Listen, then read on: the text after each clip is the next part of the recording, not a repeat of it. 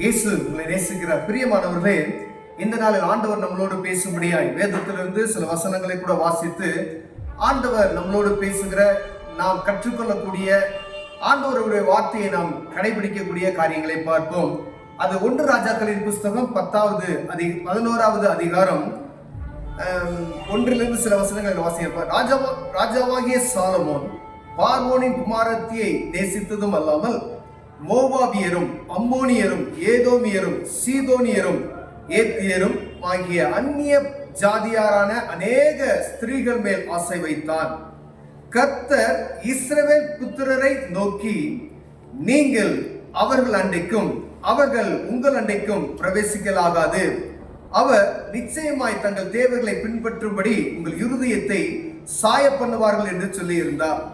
Solomon அவர்கள் மேல் ஆசை வைத்து அவர்களுடைய ஐக்கியமாயிருந்தான். அவனுக்கு பிரபுக்குலமான 700 மணியாட்டிகளும் 300 மறுமணியாட்டிகளும் இருந்தார்கள். அவனுடைய ஸ்திரீகள் அவன் இருதயத்தை வழி விலகி போக பண்ணினார்கள்.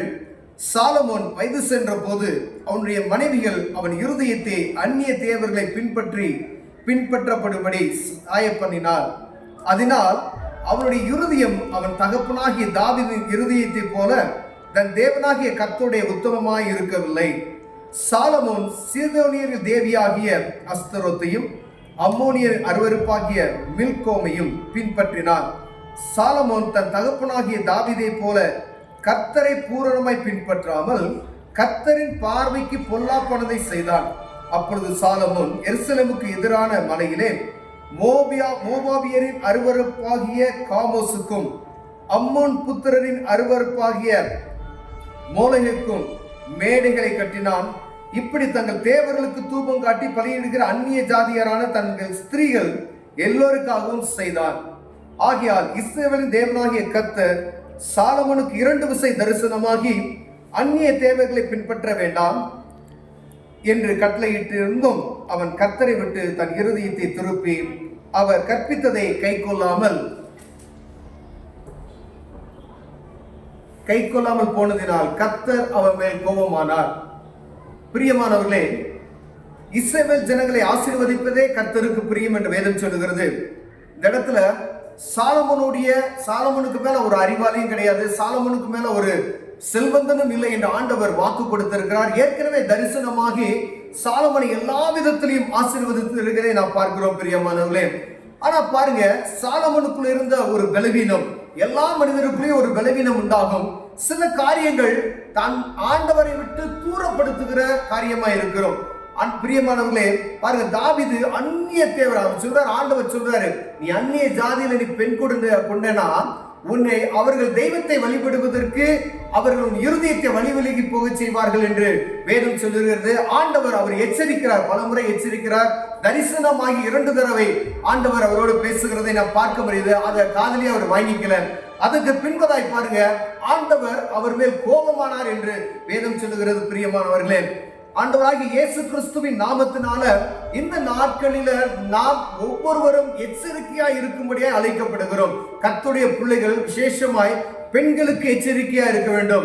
ஒருவேளை திருமணம் ஆகிற இடங்களில, இல்ல நம்ம உறவின் முறைகள்ல போற வழிகள்ல திருமணம் செய்து அங்க போறீங்க பார்த்தீங்களா, அங்க இருக்கக்கூடிய வழிபாடுகள், அவர்கள் சொல்லுகிற காரியங்கள், நம் மனைவியை நேசிக்கிறது நிமித்தமாய் அவர்கள் வழிபடுகிற தெய்வங்களை நாம் வழிபடக்கூடிய ஒரு சூழ்நிலைக்கு நேராய் தள்ளப்படுவோம். பிரியமானவர்களே, வேதம் சொல்லுகிறது, சாலமோன் கர்த்தர் ஆசீர்வாதமா வைத்திருந்தார். அவருக்கு நீ அப்படிப்பட்டதான காரியத்தை செய்யாத, உன் தகப்பனாகிய தாவீதுடைய இருதயத்தை போன இருதயம் இல்லை அப்படின்னு சொல்லி எச்சரிக்கிறதை நாம் பார்க்க முடிகிறது. பிரியமானவர்களே, ஒருவேளை அந்த சாலமோனுக்கு தான் எச்சரிக்கிறாரா அப்படின்னா, எல்லாத்துக்கும் இந்த வேதத்தை வாசிக்கிற, கர்த்தரை பின்பற்றுகிற ஒவ்வொருவரையும் ஆண்டவர் நேசிக்கிறது நிமித்தமா இந்த வார்த்தையை சொல்லுகிறார். பெண்களுக்கு நீங்கள் எச்சரிக்கையா இருக்கணும். பாருங்க, அந்த தேவிகளுக்கு அவன் என்ன செய்தானா, கோயில் கட்டினான். அவருடைய மணியாட்டிகள் நிமித்தமாய் அவர்களுக்கு ஆராதனை செய்ததாக சொல்லப்படுகிறது. இந்த கடைசி வசனத்தை நாம் பார்த்தோம்னு வச்சுக்கோங்களேன், ராஜ்யபாரத்தை உன்னிடத்திலிருந்து பிடுங்கி அதை நான் ஊழியக்காரனுக்கு கொடுத்தேன். ராஜா கிட்ட வேலை பார்க்கிற ஊழியக்காரன், பிரதானி கிட்ட கொடுக்கிறார் ஆண்டவர்.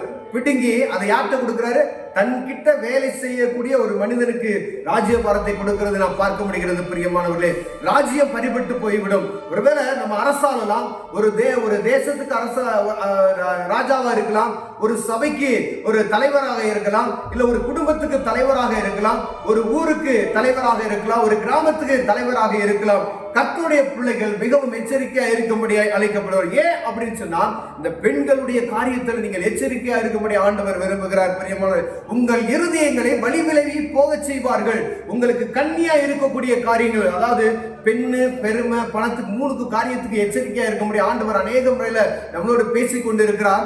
இப்படிப்பட்டதான காரியத்துல நாம் ஜாக்கிரதை உள்ளவர்களாய் காணப்படும்படியா அழைக்கப்படுகிறோம் பிரியமானவர்களே. ஏன் அப்படின்னு சொன்னீங்கன்னா, இவர் ஞானி. அந்த திசையிலிருந்து எத்தியோப்பியா இருந்து இவருடைய ஞானத்தை கேட்க முடியாம வந்தாங்க. ஆனா அவர் வழி விலகி போன காரியம் பெண்கள் நிமித்தமாய் வழி விலகி போகிறார். எல்லா ராஜ்யம் அவருக்கு சொந்தம், எல்லாத்திலும் சமாதானமா பண்ணி வைத்திருந்தார். எங்கும் அவர் அப்படியே எல்லா ஜனங்களும் அவர் மேல பிரியமா இருந்தார்கள். ஆனா கர்த்தருக்கு பிரியமான ஒரு காரியத்தை விட்டு விலகி விட்டதை பார்க்க முடிகிறது பிரியமானவர்களே. ஒருவேளை மறுமனை ஆட்டியலை நீ இப்ப எடுத்துட்ட பரவாயில்ல, ஆனா அவர்கள் வழிபடுகிற தெய்வங்களை இவரும் வழிபட்டதும் இல்லாதபடி அங்க ஒரு கோயில்களையும் கட்டி வைக்கிற அருவருப்பான கோயில்களை கட்டி அதுக்கு ஆராதனை செய்கிறதை நாம் பார்க்க முடிகிறது பிரியமானவர்களே. இது நிமித்தம் ஆண்டவர் சாலமன் மேல் கோபமானார். பாருங்க, எல்லாத்தையும் உனக்கு நான் தரேன், நீ கேட்டது தரேன், நீ கேட்காதே நீ பெற்றுக்கொள் என்று சொல்லி ஆண்டவர் இதுக்கு மேலே உனக்கு நான் தருவேன் என்று வாக்குரைத்திருக்கிறார். அப்படி அதன்படியே நடத்தி வருகிறார். அவர் நடந்த அந்த அரசாட்சி போல இனிமேல் யாரும் பண்ணவே முடியாது அப்படின்னு சொல்லி இருக்கிறாங்க. பாருங்க, ஒவ்வொரு நாளும் தேவன் அவருடைய காரியங்கள் இந்த பின்னாடி நீங்க வாசித்துட்டு வந்தீங்கன்னா சாலமனுடைய ராஜ்யம் மிகவும் சிறப்பாய் இருந்ததாய் வேதம் சொல்லுகிறது பிரியமானவர்களே. ஒருவேளை நாம எச்சரிக்கையா இருக்க முடியாது, விசேஷமாய் பெண்களுக்கு எச்சரிக்கையா நீங்கள் இருக்கும்படியாய் ஆண்டவர் இந்த நாள்ல உங்களோடு என்னோடு பேசிக் கொண்டு இருக்கிறார். பிரியமானவர்களே, நம் இருதயங்களை வழி விலகி போக செய்யாதபடிக்கு, கர்த்தருடைய நாமத்தை தூசிக்காதபடிக்கு, கர்த்தருடைய நாமத்தை மகிமைப்படுத்தாதபடிக்கு, அவர்கள் நிமித்தமாய் வேற தெய்வங்களை நீங்கள் வழிபடுகிற கூடிய ஒரு சூழ்நிலைக்கு நேரம் தள்ளப்பட்டு விடுவீர்கள் என்பதற்காய் ஆண்டவர் உங்களை எச்சரிக்கிறார். பிரியமான, ஒருவேளை இந்த மாதிரி சூழ்நிலைகள் இருப்பீர்கள், ஆனால் ஒருவேளை கர்த்தர் உங்களோடு பேசிக் கொண்டு இருக்கிறார். ஆண்டவராகிய இயேசு கிறிஸ்து சர்வ வல்லமையுள்ள தேவன்.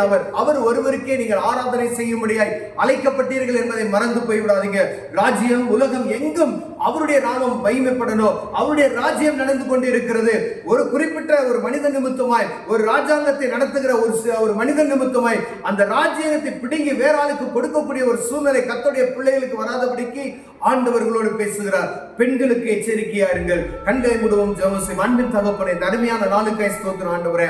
அப்பா, சாலமன் ராஜா ஒரு சிறிய காரியத்துல வழி விலகி போனார். ஆண்டவரே, அவர் மரபணியாட்டிகளின் நிமித்தமாய் வழி விலகி போனார் என்று வேதத்தில் எழுதியிருக்கிறீங்க. அப்பா, இயேசுவின் நாமத்தினால அது நிமித்தம் அந்நிய தேவதைகளை அவர் வழிபடுகிறார். அது நிமித்தமாய் ஆண்டவரே அவருடைய ராஜ்யம் பிடுங்கப்படுகிறது. அது நிமித்தமாய் ஆண்டவர் அவர் மேல் கோபப்பட்டீர் என்று வேதம் எழுதியிருக்கிறது. ஐயா, நாங்க எந்த ஒரு காரணத்திலையும் இப்படிப்பட்ட சூழ்நிலைக்கு போய்விடாதபடி எங்களை பரிசுத்தப்படுத்தி காத்துக்கொள்ளுங்க. எச்சரிக்கையா இருக்கும்படி எங்களுக்கு உதவி செய்ய நாங்கள் ஜெபிக்கிறோம். இயேசுவின் நாமத்தில் பிதாவே, ஆமென், ஆமென்.